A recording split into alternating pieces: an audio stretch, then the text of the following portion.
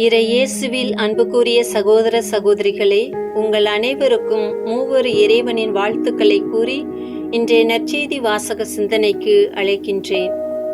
நற்செய்தி நூல்களிலே தனி சிறப்பு வாய்ந்தது புனித யோவான் நற்செய்தி. மற்ற ஒத்தமைவு நற்செய்தி அமைப்பிலும் வலியுறுத்தும் கருத்திலும் அதிக வேறுபாடுகளை கொண்டு இயேசு கிறிஸ்துவின் நிகழ்வுகளை மிக வித்தியாசமாக தருகிறது இந்த 4ஆம் நற்செய்தி. அதிலும் சிறப்பாக இன்று புனித யோவான் நற்செய்தி 15ஆம் அதிகாரம் 9 முதல் 11 வரை உள்ள 3 இறை வார்த்தையின் பத்திகளை 3 வித பண்புகளில் தியானிப்போம். முதலாவதாக, இறைமகன் இயேசு, என் தந்தை என் மீது அன்பு கொண்டுள்ளது போல நானும் உங்கள் மீது அன்பு கொண்டுள்ளேன், என் அன்பில் நிலைத்திருங்கள் என்று கூறுகிறார்.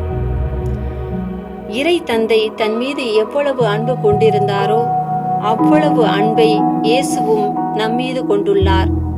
எவ்வாறெனில், புனித யோவான் நற்செய்தி 17ஆம் அதிகாரம் 26வது வசனத்தில், நான் அவர்களோடு இணைந்திருக்கவும் நீர் என் மீது கொண்டிருந்த அன்பு அவர்கள் மீது இருக்கவும் உம்மை பற்றி அவர்களுக்கு அறிவித்தேன், இன்னும் அறிவிப்பேன் என்று கூறி அன்பின் மகத்துவத்தை, மேன்மையை, உலகம் தர முடியாத நிரந்தரமான அன்பினை நாம் பெற்றிடவும் பிறருக்கு வழங்கிடவும் இறை தந்தையோடு இணைந்த இறை மகனின் அன்பில் அன்றாட திருப்பலியில் தியாக அன்பின் அருளை பெற்று இறை அன்பில் நம்மை பலப்படுத்தி கொண்டு வாழ்ந்திடுவோம்.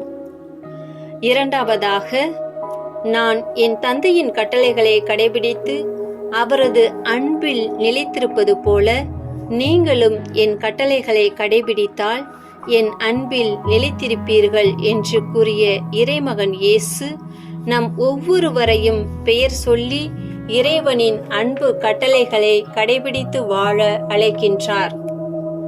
அன்பார்ந்தவர்களே, நமது அன்றாட வாழ்வில் சந்திக்கும் அனைவரிடமும் ஒரு தொடர்பின் பரிணாமத்தில் வாழ அழைக்கப்பட்டுள்ளோம்.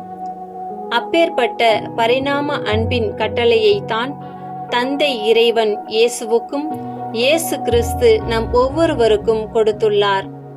நாமும் ஒருவர் மற்றவரை அவரவர் இருக்கும் நிலைகளிலே ஏற்றுக்கொண்டு இயேசுவின் அருளில் பயணிக்கும் போது இறைவனின் கட்டளைகளை எளிதாக கடைபிடித்து அவரின் அன்பில் நிலைத்திருக்க முடியும்.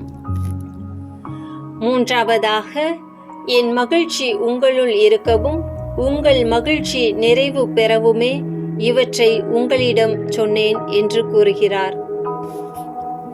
அவ்வாறு கூறிய இறைமகன் இயேசு புனித யோவான் நற்செய்தி 17ஆம் அதிகாரம் 13வது வசனத்தில் இவ்வாறு கூறுகிறார், இப்போது உம்மிடம் வருகிறேன், என் மகிழ்ச்சி அவர்களுள் நிறைவாக இருக்கும்படி நான் உலகில் இருக்கும் போதே இதை சொல்கிறேன் என்கிறார்.